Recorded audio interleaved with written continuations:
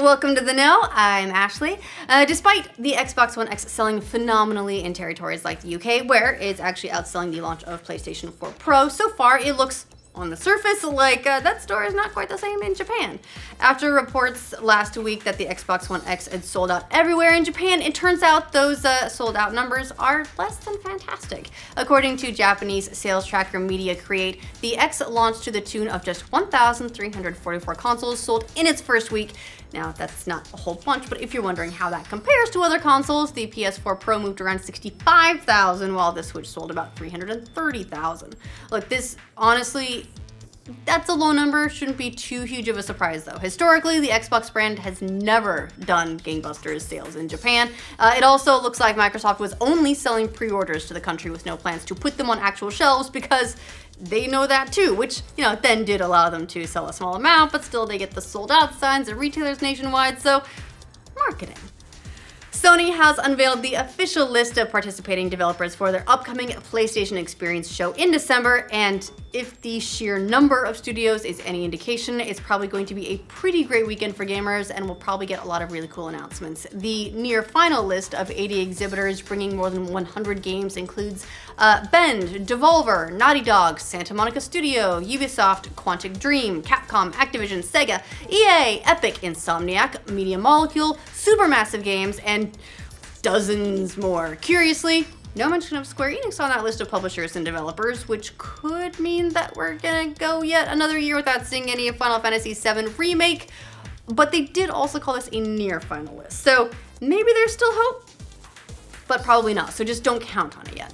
The Game Awards are also next month, and its producers said we should expect the unexpected. Now, that came from a tweet from Jeff Keighley, who created the show, so you really should know. But what could that possibly mean? Look, not unusual for new games to be premiered at the show. We've seen Breath of the Wild, we saw Bloodborne, we saw Super Mario Maker, Telltale Batman, Psychonauts 2. Lots and lots of games unveiled at that show, and also No Man's Sky debuted there. Oh, and we saw a brand new clip of Death Stranding at the show last year, so maybe we'll see a little more of that from Hideo Kojima, maybe something completely different. Either way, probably we'll get some really big reveals, and we'll know for sure in a few weeks because the show takes place on December 7th. Eyes up, Guardians, because Destiny 2 is about to get a whole lot more content soon thanks to the first expansion, and fortunately, Bungie has now detailed some of what we can expect from the upcoming Curse of Osiris.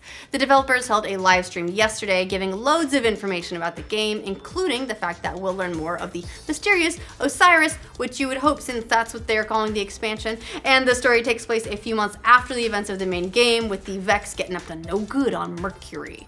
There will also be new playable areas on Mercury, like the Infinite Forest, which offers new combinations of enemies each time you visit, as well as a new raid lair unlocked on the Leviathan, with new activities and a new boss. Now, one really cool reveal they did during the live stream is that the raid lairs also offer short-form activities to do with 5 friends, which aren't quite as big of a time investment as a proper raid.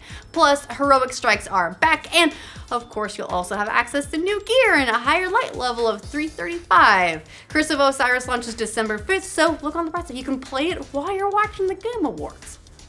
The free-to-play Diablo-like superhero RPG Marvel Heroes is getting officially shut down. Disney announced the end of the game this week, along with the sunset of its partnership with developers Gazillion Entertainment. Marvel said in a statement, "We regret to inform our Marvel Heroes fans that we have ended our relationship with Gazillion Entertainment and that the Marvel Heroes games will be shut down. We would like to sincerely thank the players who joined the Marvel Heroes community and will provide any further updates as they become available." The free-to-play game launched in 2014 on PC. It just had its full launch on consoles earlier this year. No word on how the closure of the game will be handled, what kind of timeline to expect. We will keep you posted, but it is a bummer. A lot of people really enjoyed playing that game. All the commotion about Star Wars Battlefront 2's loot boxes has culminated this week in the news that Belgium's Gambling Commission has officially put them under investigation, actually Overwatch too. And now EA is defending the game's loot boxy practices. The TLDR version is that they don't think Battlefront 2's loot boxes are gambling, which isn't a huge surprise. The company said in a statement to GameSpot, "Creating a fair and fun game experience is of critical importance to EA. The crate mechanics of Star Wars Battlefront 2 are not gambling. A player's ability to succeed in the game is not dependent on purchasing crates.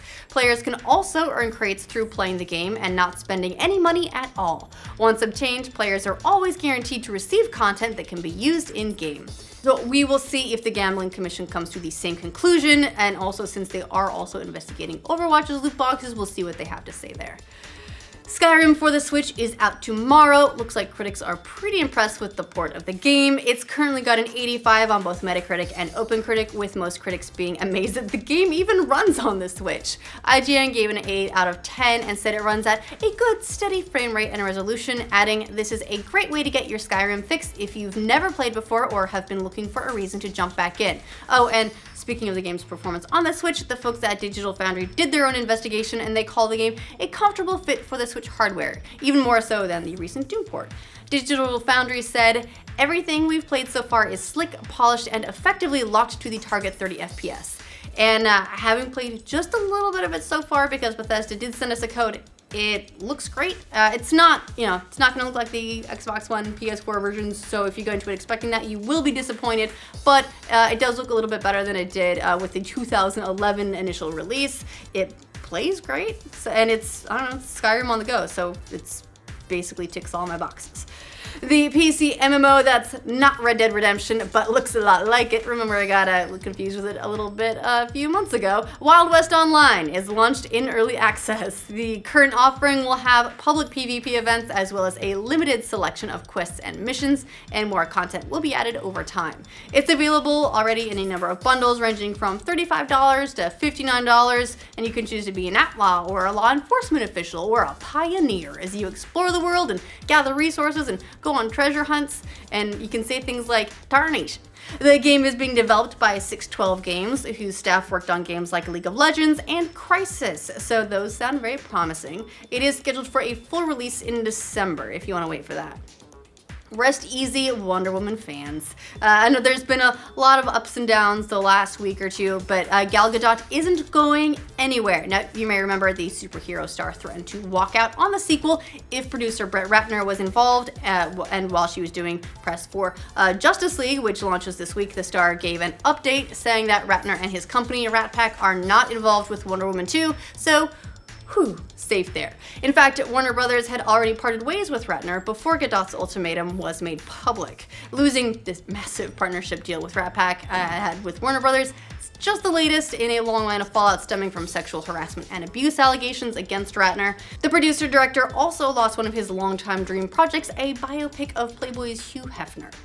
Now, we're 1 year away from our next trip to the wizarding world of Harry Potter, without the Harry Potter part, to announce Warner Brothers has announced the full title to their spin-off series sequel for Fantastic Beasts, and where to find them: Fantastic Beasts: The Crimes of Grindelwald. This will be the second of 5 planned Fantastic Beasts films, and the first to introduce Jude Law as young Albus Dumbledore. He does look dashing. Grindelwald was revealed at the end of the last film to be a white-haired Johnny Depp, and in the wider canon of J.K. Rowling's magical universe, he was the most powerful and evil dark wizard until now the Voldemort guy with no nose showed up. We've got some news from the world of crowdfunding as well. It's not wizarding, but it is crowdfunding. Kickstarter is starting up their own service that's similar to Patreon. It's called Drip, for reasons. I don't know, I think they could have workshopped that one a little bit more, but I called a podcast glitch, please, so who knows? And like Patreon, it's basically a subscription site where you can send monthly payments to artists and creators. In a statement, the company said, just as artists, authors, game designers, musicians, and filmmakers use Kickstarter to fund and build community around their projects, Drip is a tool for people to fund and build community around their ongoing creative practice. Drip also says that creators will be able to move their data, which includes subscriptions and payment information, to other platforms if they want. So that's actually a really cool feature, because it's one of the scary things about crowdfunding like that, especially ongoing crowdfunding, is if it goes away, what do you do? There's a lot of people that make their livings through that. So it's good that they have some sort of fail-safe in place. It is invite only at the moment, but word is it could launch for the public as early as next year. So we'll see how that goes.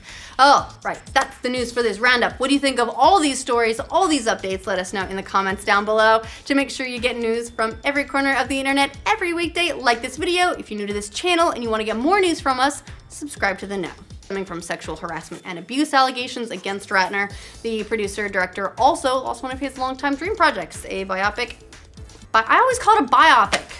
Just as artists, authors, game designers, musicians, and filmmakers use Kickstarter to fund and build community in singular,